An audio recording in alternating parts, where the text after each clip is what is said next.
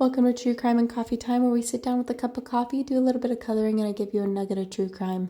This is a new coloring book, so it's a little different, but this is Joseph Paul Franklin, born April 13th, 1950 in Mobile, Alabama. So he is a white supremacist, so as always, trigger warning, but also discretion advised because there is a lot of content of racial motivation, and it can be triggering to some. Now, he was an American white supremacist and serial killer who engaged in a murder spree spanning the late 1970s and early 1980s.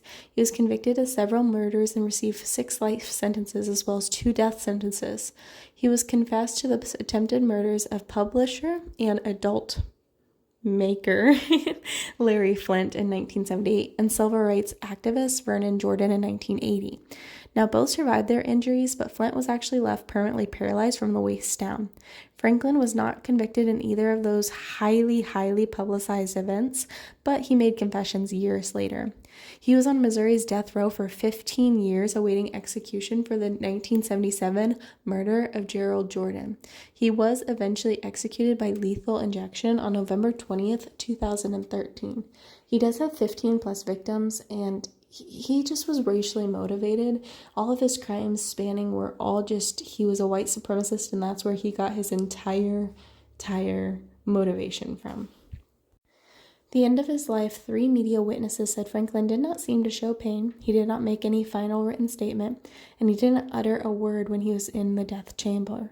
After the injection, he blinked a few times, breathed heavily a few times, and swallowed hard.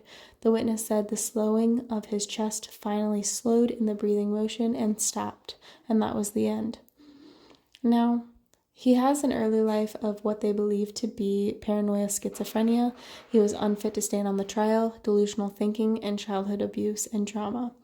Now, that doesn't, of course, justify what he did, but he did seem to have a little bit of early life of mental health issues.